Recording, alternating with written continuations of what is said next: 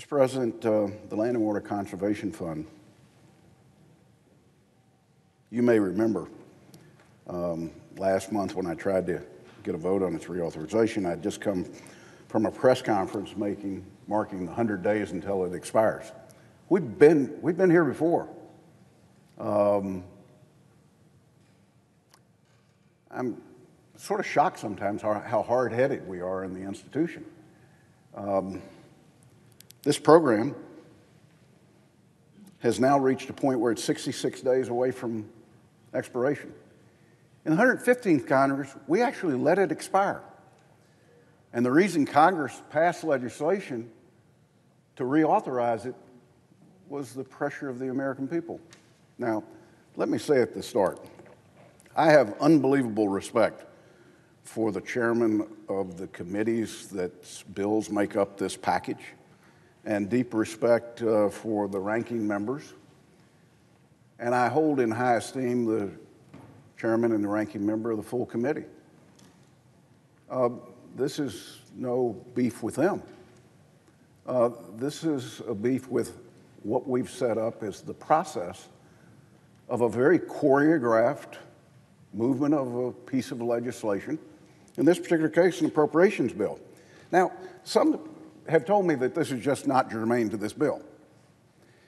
This is the only way it wouldn't be germane in my book, is that we're debating legislation about the use of taxpayer money to fund government. And the Land and Water Conservation Fund uses $0 of taxpayer money. You see, it was created to take a percentage off the royalties of exploration by visionaries that said, we want a perpetual fund that taxpayers aren't obligated to, that is self-generating off of the resources we take out of the land to be pumped back in to protect the treasures for generations yet to come. Masterful, absolutely masterful. As a matter of fact, it was so smart that over 60 members of the Senate, if we called for a vote right now, up or down, with nobody objecting or making a motion, it would pass. It would meet the highest threshold in the United States Senate to actually move out of this body, and with over 240 co-sponsors in the House of Representatives, it would pass in the House, the President would sign it into law. And this would be behind us, and we would set the example for the next generation as parents, as leaders, that there's some things that you've got to save for generations who need an opportunity to be exposed to it. It's not as much about what we get out of it, it's about the example we set of how we get there. And that's why it troubles me that I look at this as a tremendous opportunity, though by standards it's not germane. It is germane because we're not using taxpayer money. We're actually protecting treasures for generations to come, which is our responsibility as adults. Now, as I said, it's likely that there'll be an objection. I hold no personal disrespect for those who are forced to object to it. And if we were to table this amendment, I've already conceded to the chairman, they would probably win, not because a majority of the body isn't for it, but because of the pressures that come with that vote. That actual sponsors of the legislation, people that would vote for it, might actually vote to table this for another day. Well, I've tried since the beginning of this Congress to bring this legislation up. I've only asked for an up or down vote at a 60-vote threshold. I'm not trying to short the process in the United States Senate by one vote. I'm not trying to piggyback and hide behind something. I just want the members of the United States Senate to actually have an opportunity to debate this and to have a vote. And at the end of the day, I think what we'll find is the majority of senators, I think over 60, would support it.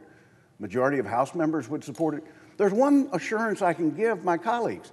A majority of America agrees with us.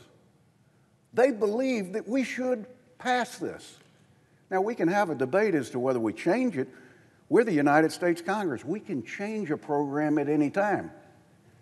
But why would we not provide the certainty that the program is going to extend? You know, many that remember the creation of the Land and Water Conservation Fund, it was authorized and capped at $900 million a year. It's never received $900 million a year because every dime that we get off of royalties is funneled through the same appropriations process that we're currently engaged in. Geez, another reason why I would claim common sense would say this is germane to what we're doing, because it is money that is controlled by the Appropriations Committee, and for whatever reason, and I'm not questioning it, they never appropriated it at $900 million. No administration ever requests $900 million. But nobody can prove to me that there are not $900 million worth of worthy projects out there. Much of this land ends up back in the state inventory of states' parks that the residents of their states get to enjoy hunting, fishing, and recreation on that land. They're not relying on their ability to buy a piece of property that they can do it on. They share it with others in their states. My state of North Carolina, we've got some national treasures that, thank goodness, founders before me recognized and protected. One of them is called the Blue Ridge Parkway, the most traveled piece of federal road structure that we've got in this country. It's just when we cut it through the mountains from Virginia to North Carolina in the 1950s, and we created the greatest jobs program at the time, that's what it was designed for, there were private landowners that had adjacent property to that road. What's the prudent thing? The prudent thing is to occasionally buy a piece of property that's not adjacent to the road and trade with the landowner that's on the road so that we can protect the roadway. That's the type of project that Land and Water Conservation Fund money goes for. It's not to create a bigger Great Smoky Mountains National Park, which is also in my state. It's the most visited park in the United States. But I'm not asking to enlarge it. I'm asking for us to provide these funds so that great decisions can be made in coordination with local officials about what treasures should exist down the road for our children and our grandchildren.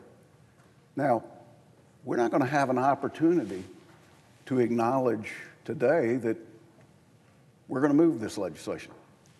I believe that's incredibly unfortunate. And I think it's tough because I think there are a lot of people that would be supportive that sound a little bit like crickets today. Here's the only promise I can make to my colleagues today. You're going to have an opportunity to vote on this time and time and time again. That as long as the Senate goes into session, if we intend to move legislation, you will have an opportunity to vote on Land and Water Conservation Fund reauthorization. That when this floor opens in the morning on a regular basis, I will come down here and I will not encumber the appropriations chairman in every case. I'll probably pull every chairman into this. And I won't just rely on chairman's vehicles of legislation that they're very passionate on.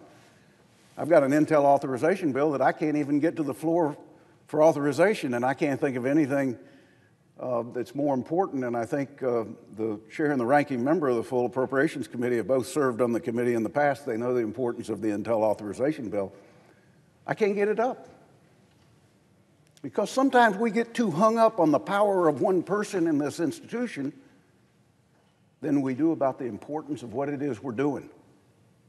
Well, that's what we want to do. I'll come down as one person, and I'll ask unanimous consent that we consider the reauthorization, and I'm sure somebody will stand up and object.